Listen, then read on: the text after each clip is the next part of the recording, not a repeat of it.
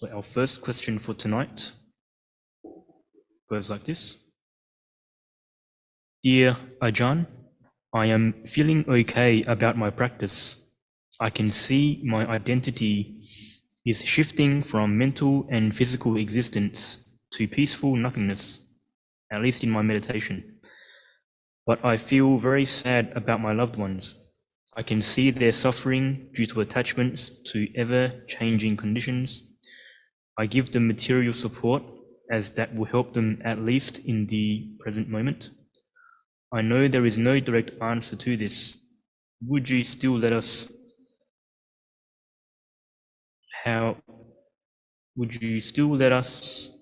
show how can we help them? How can we help them? Would you still let us know how can we help them? Well, you have to recognize that if you want to help someone, you have to put your mind in a wholesome state.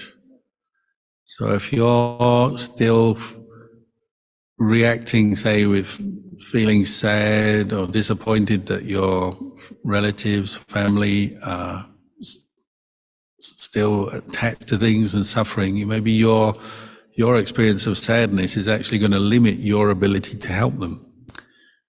So in Buddhism, we value the quality of equanimity, upekkha, but it's the hardest quality to develop of all, especially with people you're very closely attached to, like family and close friends. So you have to put effort into developing that. Number one quality that will lead to upekkha is mindfulness. So practice lots of mindfulness every day. Number two is reflecting on karma, the law of karma, cause and effect. So each person you know, yourself and each person you know, is subject to the law of karma. We've made some good karma, which has brought good results, and there are many things to be thankful for in our lives. Many good things have happened and are happening, and that's a result of our good karma, our skillful actions. But we also have some unskillful karma we've made, and that's bringing its fruit, so we sometimes have painful experiences of body and mind. So this is true for us, and it's true for our family. So you're living with somebody, maybe you have faith in Buddhist practice and you want to offer dana, keep precepts, meditate, develop insight, and your aim is complete freedom from suffering, which is a great thing. Or maybe the person next to you in your family has no interest in that. Maybe their goal in life is just to make some money or enjoy themselves, or maybe they even have some very negative views on life. Unfortunately, sometimes people do. How are you going to deal with that? Well, you have to develop equanimity. You have to accept, well, they've got their karma, you've got your karma. Just as you will sometimes fall into wrong views, wrong thinking, or have your own suffering, your own attachments. Well, your family member next to you maybe has the same, and you can see each of you will suffer when you get lost in your attachments. Each of you will benefit when you practice the Dhamma. So your basic aspiration is for your family members to come to the Dhamma, see the benefits of practicing the Dhamma, following the Noble Eightfold Path, cultivating generosity, morality, meditation, hearing the Dhamma, and so on. That's your wish for them. But how much you can help them will depend partly on your own practice, because if you haven't practiced very much, your own understanding, your own skills in the practice may be very limited, so you're only going to have a limited effect on the people around you, and you have to be modest in your aspirations. But it also depends on their karma. So some people may be totally resistant to the Dhamma, and you have to accept that, and you just try to be as tolerant, friendly, patient with them as you can, but don't build up too many expectations. Other people maybe do respond well to the Dhamma, and so you can help them, and you maybe introduce them to Dhamma teachers and Dhamma activities and encourage them to practice the Dhamma in whatever way they can. And they may respond well to that, and that's great.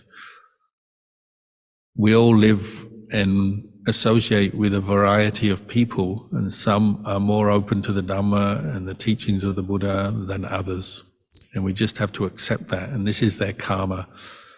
So you do what you can, but don't get lost in your expectations. You know, don't be too idealistic and say, I've got to bring everyone to enlightenment by next Thursday. It's not going to happen, is it? You do your best day by day to encourage people to live their lives in a good way, to be patient with the difficulties, to cultivate the factors of the path so that they can get through their suffering.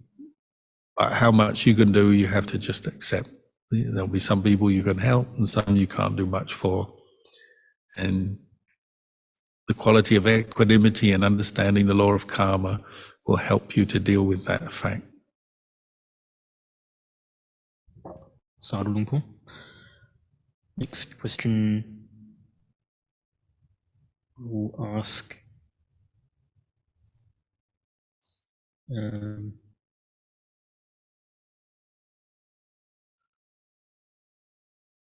okay, go ahead, you can ask your question.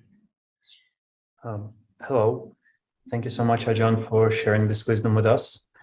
I have two questions that are interlinked, and I'm curious about two things. How does the Buddha's Dhamma, the concept of non-self and renunciation, correlate with the worldly success and accomplishments? And the second question is it possible to be a true lay Buddhist while also being a successful businessman, which requires goal setting, desire, passion for things, and a sense of drive? Very good questions, and very central to anyone who's interested in following the Buddhist path and they're still living in the world. These reflections on the three characteristics of impermanence, dukkha or unsatisfactoriness, and anatta, not self, they can be developed on many levels. So even somebody very new to Buddhism and somebody who has a job or a business, family, all kinds of what you might call lay worldly commitments, can still make use of them. And they're very useful tools. You may feel your mind and your practice is still a long way from Nibbana. You're not anywhere near Nibbana in your life, but you can contemplate impermanence every day, can't you? As you go about your business, there'll be some things that go well, but don't get too lost in the success, because success can change. Or sometimes you go through difficult periods and there's many obstacles and problems, and it can be very tiring and challenging. But you can also reflect then, this is impermanent and things can change. Or the behavior of people around you, sometimes they behave well, sometimes they behave badly. It's impermanent. A reflection on impermanence, or even not self, you can use at any time. With not self, you can reflect, I don't own and control everything in this world, in my world. You do business and you may earn some money, and after a while, your money disappears. It's spent, or the economy changes. Your money changes value, doesn't it, day by day?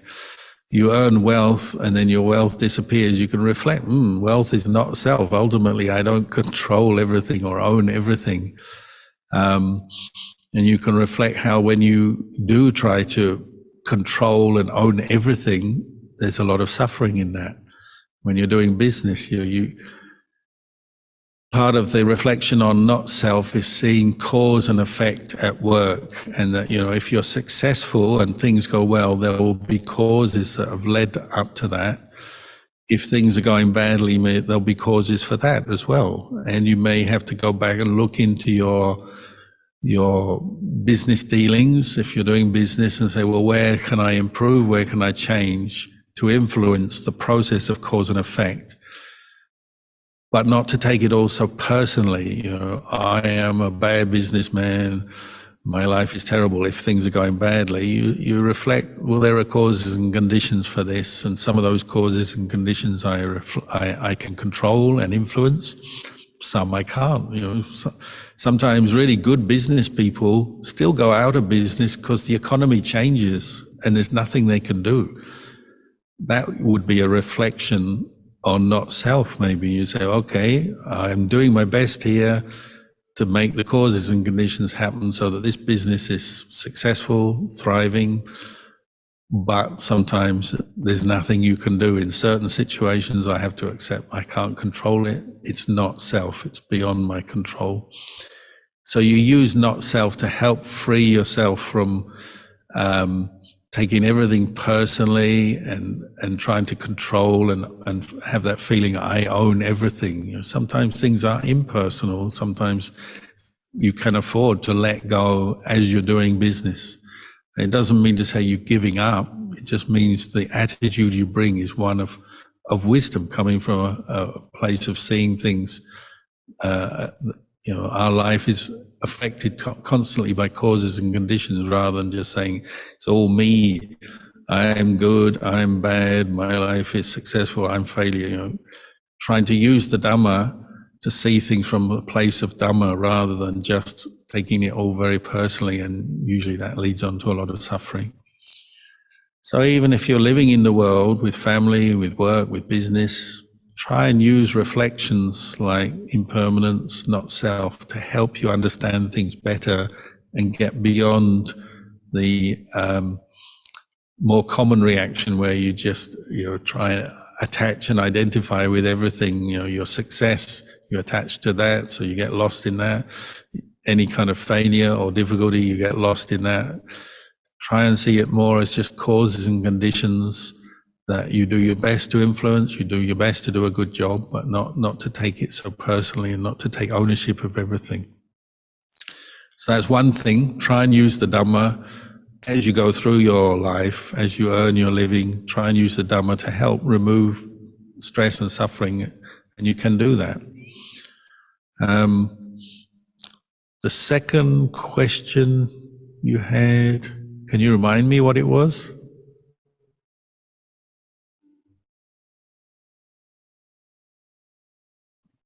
You still there? Yes. Thank you so much. I was unmuted just now. So I was asking, is it possible to be a true lay Buddhist while also being a successful businessman, which requires goal setting, desire, passion for things, and drive? Yeah. Well, in Buddhism, we have two kinds of desire: wholesome desires, which is to cultivate and develop the path for the end of suffering, and then unwholesome desire, which we call craving, which is more focused on just getting what you want and getting rid of what you don't want. And half the time we're falling into craving because of our lack of awareness. We just tend to follow craving. So if you're doing any kind of work, craving will slip in when you're not aware, you're not careful enough. So you'll start, like you say, you have a goal, I want to be successful in this business, and greed, a form of craving, will slip in, and I've got to get to my goal, I've got to create this much money, this much wealth, and if I haven't, I get upset because I haven't reached my goal. Or if I haven't reached it, you can get very attached to the success and the results you got, and maybe you want that even more, because often greed will encourage more greed. It's a kind of endless kind of craving. These are things you have to reflect on, aren't you? And the Buddha gave us many skillful tools to counter the cravings that slip into our thinking. And this is the path, the more wholesome kind of desire that we can develop. So in the time of the Buddha, there were many successful businessmen and women who went about their lives earning money, and they would have to employ techniques, the normal techniques for doing business well and being successful.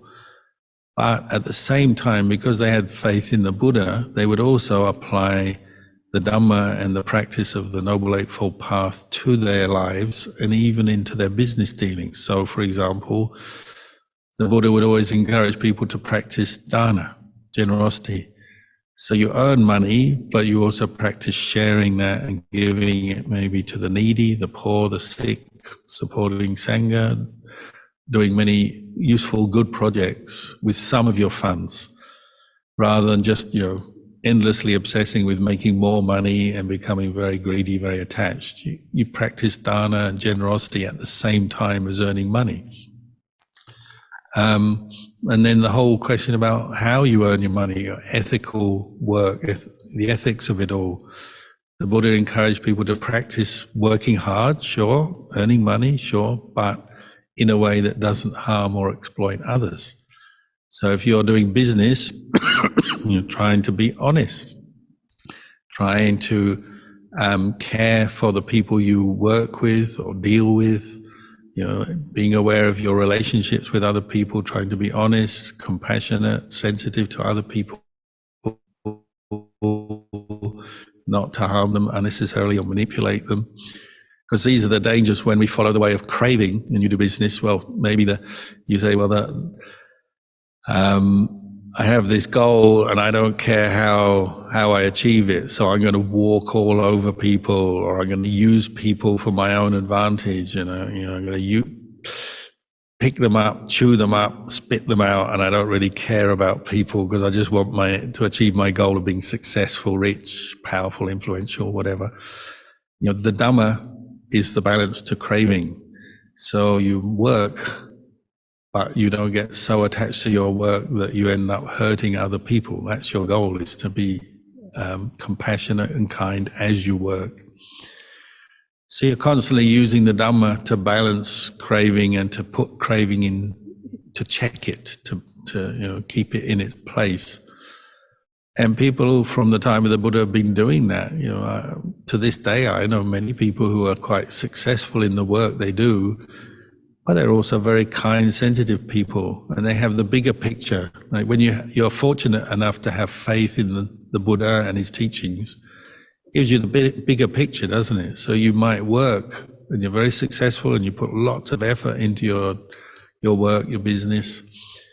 But having the bigger picture means you're also aware that everything is impermanent, everything is not self. So whatever success you achieve is only so much. It's limited.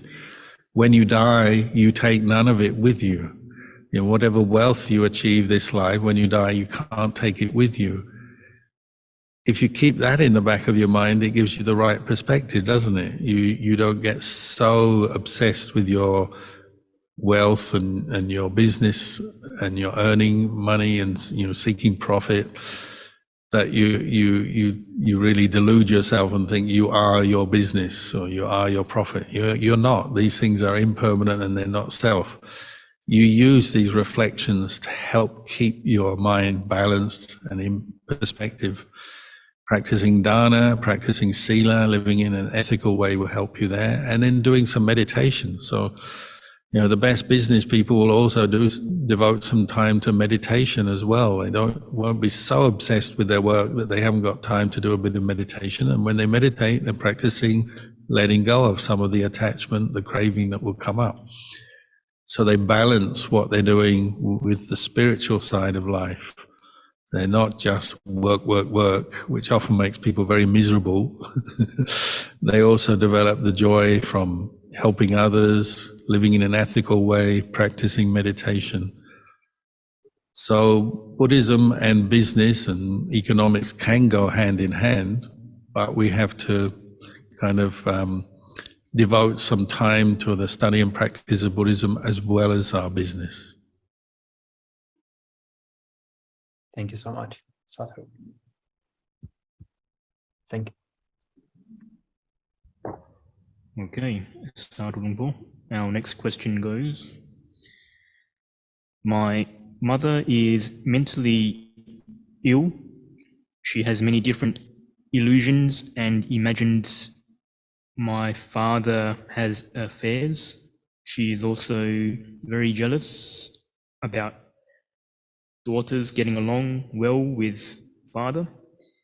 She physically threatens father a few times, but no one in the family dares to take her to see a doctor. In my family, daughters don't have a place nor value in mother's eyes compared to sons. For 40 years, no matter how much I serve my mother, I am never good enough for her, and she keeps demanding and complaining. I don't know how to cope with this feeling of difficulty. Ajahn, please advise. Well, it's quite a long story there, so I'm not sure I can do it justice in a few brief words, but simply speaking, I'd say just keep coming back to cultivating the kindness, compassion, the patience with your mother and with your situation, because the good is in you. You have to find the good in yourself. You can't wait for other people to change or become good people. That may happen, but it may not happen, or it may happen quickly, or it may happen slowly. But you can change yourself, and you can change yourself quite quickly if you keep focusing on the good. So when you see somebody else being jealous or feeling insecure or manipulating or being negative towards others, use that as a prompt or a reminder for you to come back and develop the kindness, compassion, the awareness in yourself. And keep doing that. We are here to practice for us. We have to practice for ourselves. And that's where you can affect a change in this life, in this world, is through developing yourself in a good way. And it's quite possible you live in your family and there'll be family members who are completely deluded and lost and maybe doing unskillful things. You have to accept that. Everyone is different. But you don't have to do that. You can practice developing the good way for yourself. So practice generosity for yourself, practice kindness and compassion for yourself, develop mindfulness, learn to meditate and listen to the Dhamma for yourself. At the very least, you're developing these good qualities internally for yourself. You know that, and that will give you some confidence, and you can find happiness through that. And it may also give you some insight and understanding how to relate to your family members better, how to deal with these sort of problems you've been describing better. How successfully you can affect, say, your mother or not, that's a big question, a big thing. Don't expect too much, because she's much older than you and she's set in her ways. All you can do is encourage her in the right direction. But the best way to help other people is help ourselves. Help yourself. Free your own mind from greed, anger, and delusion. Free your own mind from the negative qualities that you see in other people. Come back to yourself and say, do I have them? If I do, how can I let them go? Focus there, and I think you'll find that by focusing inwards, your relations with other people will improve. And sometimes with other people you just have to accept the way they are and be patient and tolerant of them, and don't expect too much. Don't expect them to change maybe yourself and develop your own practice. Sarungpo, we have another question.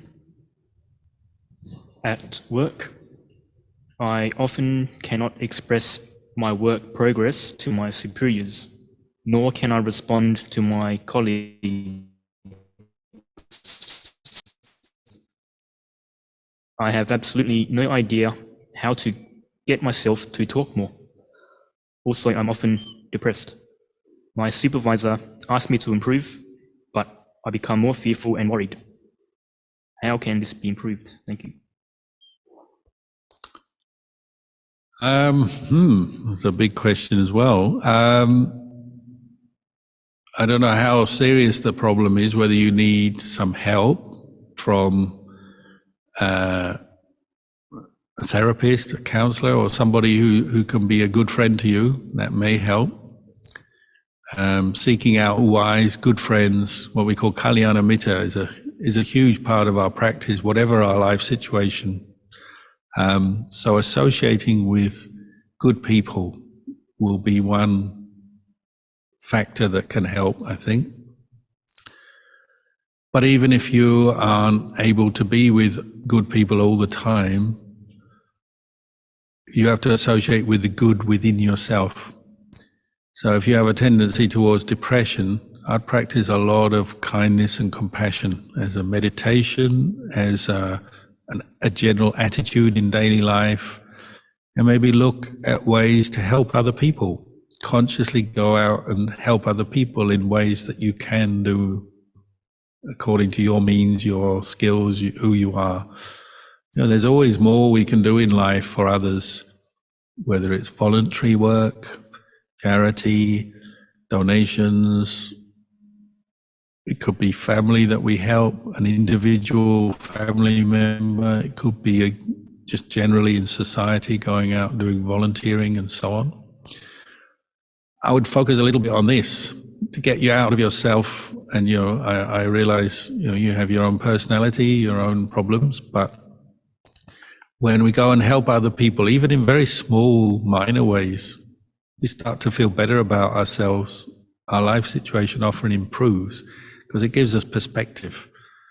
If we are very introverted, we often find that our own problems become overwhelming because that's all we know, and we're stuck with our own thoughts, our own feelings all the time.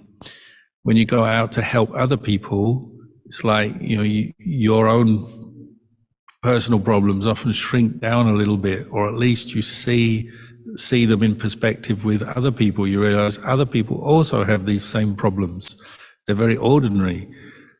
Then your own problems don't seem maybe so overwhelming, so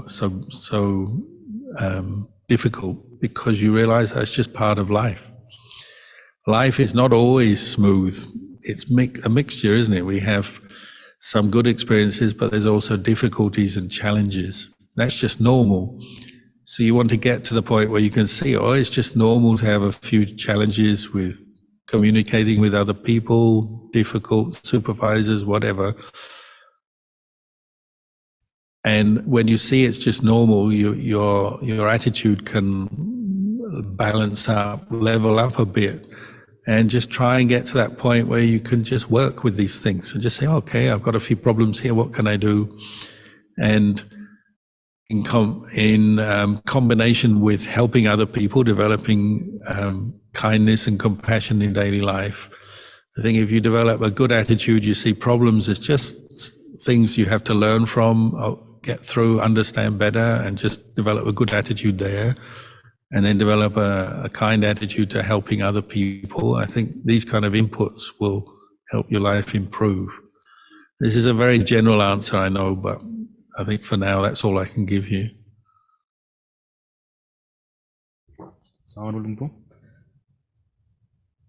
Next question goes,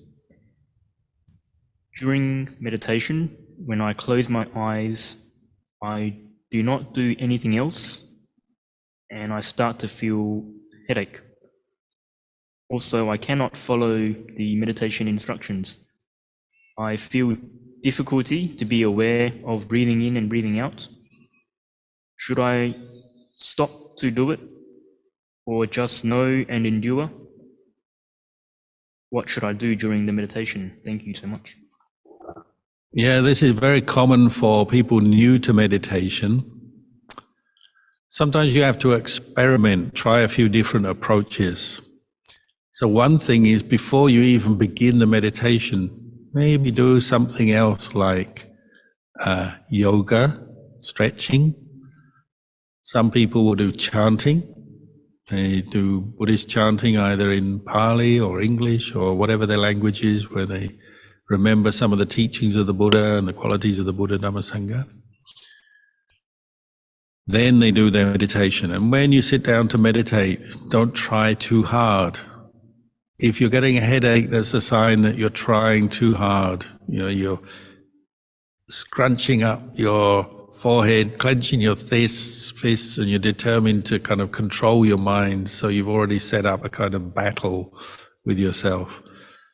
Meditation is something where you're developing awareness, but you're also developing the qualities of loving kindness, patience, gentleness, many very wholesome qualities that you're developing at the same time. So if you're getting a headache, that sounds like you're focusing most on trying to really concentrate the mind, cut out all distractions, and there's a certain amount maybe of aversion there as well. You're averse to thoughts, averse to distractions, or you're trying to force your mind into one place. So something is not quite right in your approach. So you need to develop awareness, but in a relaxed way, a gentle way. They give the simile, like say you catch a bird. I don't know why you would catch a bird, but if you were to catch a bird, you would have it on your hand and you put your other hand around the bird. You want to keep this bird alive, so you don't want to squash it, so you don't want your hands to be so tight that you hurt the bird. But if you're to keep the bird there, you just keep your hands around it enough to keep it in place, but not to hurt it. Maybe say you have a bird that the wing is broken, or like here, sometimes the birds, they fly into the glass windows and then they're knocked out for a while. So you pick them up sometimes to protect them. You pick the bird up. You don't want to hurt it. You don't want to crush it, but you just want to protect it. So you're doing that with your mind. You're protecting your mind, but you don't want to crush your mind. So you got to find that level of effort where you're putting attention on the breath, you're relaxing, you're not letting your mind wander, but at the same time, you're not crushing your mind down to the point where it starts to feel uncomfortable or you're getting a headache. That's a sign your effort is a little bit off. You have to study that. You have to ask yourself, well, what am I doing wrong, or what can I do differently? And you have to learn, and meditation is a learning process. So it's okay if you get a headache, you say, okay, that's a sign something's not quite right. What can I learn from this? How can I change? And very quickly you will change if you're sincere and you're trying to find out about your mind and how to do the meditation properly. You will find that very quickly you change your approach a little bit, your attitude, you'll change it, and things can settle down quite well, quite quickly. But you have to ask these questions about yourself as you're doing the meditation. One of the things we do when we begin is body scanning. That's what I was saying just now. Maybe do some stretching exercises, some yoga. Another one is you sit down and before you turn to the breath, say, just send your attention around the body internally. So you close your eyes, you're sending your attention around your body and notice any physical tension in your body. Because often we've got accumulated tension from our ordinary daily life. We get angry, we get annoyed, we get tense in situations, and it will be transferred into our body. So you get, a very common one is the jaw. The jaw is tense. Tension in the forehead. Tension in the shoulders is very common. Tension in the stomach is very common. Clenched fists is very common. A lot of these kinds of muscle tension are just unconscious. We don't even know we're doing it. So the first thing in the meditation is just sit there, consciously relax your body, the muscles, and that might take a few minutes, and that's fine. Give yourself some time to do that. Then bring your attention to the breathing. Take a few deep breaths, relax yourself, and you may even use the words relax, or whatever words soothe you and bring you the right attitude where you can pay attention to the breath, but you're not trying to force it and giving yourself a headache or making yourself very tense or uncomfortable. So you have to learn this, learn what is the best approach for you to relax yourself, bring up the awareness, but not force it to the point where you're in pain. Sadhu Lumpur. Are there any more questions from anyone? If not, that may be the last one. Well, very nice talking to you tonight. I'm sorry about the connection earlier. It was a bit patchy, but that's life, isn't it? Things come and go, things arise and pass away. And we should be here next Sunday again if you want to join us again. So we wish you a happy week. Do some meditation in the week if you can. Try to keep the precepts if you can. Practice some dana, some generosity if you can. I think you'll find this will give you something good in your week and bring you some happiness, and we can talk again next time.